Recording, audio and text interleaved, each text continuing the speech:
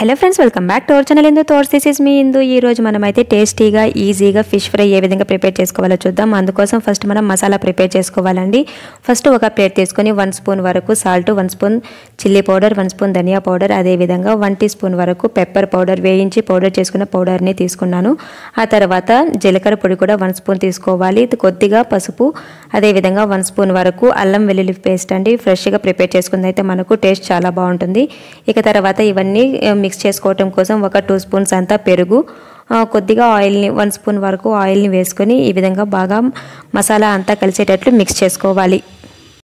ఫిష్ని salt అదేవిధంగా రాగి powder వేసుకుని ఒక 2 to 3 టైమ్స్ వరకు వాష్ చేసుకున్న తర్వాత మనం ఈ పేస్ట్ని అయితే అప్లై చేసుకోవాలి. పేస్ట్ మొత్తం ఈ విధంగా ఫిష్కి కట్స్ పెట్టుకొని ఈ కట్స్లో కూడా పట్టేటట్లు అంటే మసాలా పేస్ట్ని అయితే అప్లై చేసుకోవాలండి. ఆ తర్వాత అప్లై చేసుకున్న తర్వాత ఒక 2 అవర్స్ మ్యారినేట్ చేసుకోవాలి. మ్యారినేట్ చేసుకోవటం వలన మనకు ఫిష్ అనేది జ్యూసీగా రెడీ అవుతుంది.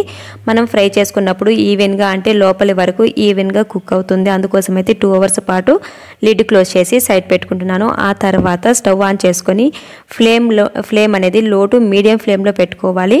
తర్వాత ఫ్రైయింగ్ ప్యాన్ పెట్టుకొని కొద్దిగా ఆయిల్ని అప్లై చేసి ఆ తర్వాత ఫిష్ని పెట్టి లిడ్ క్లోజ్ చేసి ఒక 10 మినిట్స్ పాటు అలానే మనమైతే ఫ్రై చేసుకోవాలండి. మనం ఫ్లేమ్ అనేది హై ఫ్లేమ్లో పెట్టాము అంటే స్కిన్ అనేది క్రిస్పీగా అయిపోతుంది, లోపల ఫిష్ అనేది కుక్ అవ్వదు. అందుకోసం అయితే లో టు మీడియం ఫ్లేమ్లో పెట్టుకొని ఈ విధంగా ఫిష్ని అయితే కుక్ చేసుకోవాలి.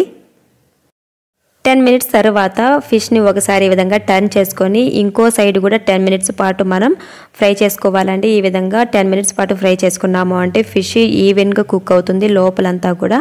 ఆ తర్వాత ఒకసారి ఈ విధంగా టర్న్ చేసుకొని ఆయిల్ని అప్లై చేసుకొని మనం ఫ్లేమ్ అనేది హై ఫ్లేమ్లో పెట్టుకొని ఒక 2 మినిట్స్ పాటు అటు ఇటు టర్న్ చేసుకుంటూ ఫ్రై చేసుకున్నాము అంటే మనకు ఫిష్ అనేది క్రిస్పీగా రెడీ అవుతుంది. మనకు ఈ విధంగా ఫిష్ని ప్రిపేర్ చేసుకొని చపాతీతో కూడా మనం సర్వ్ చేసుకోవచ్చండి. చాలా టేస్టీగా ఉంటుంది. Thanks for watching. Thanks for your time.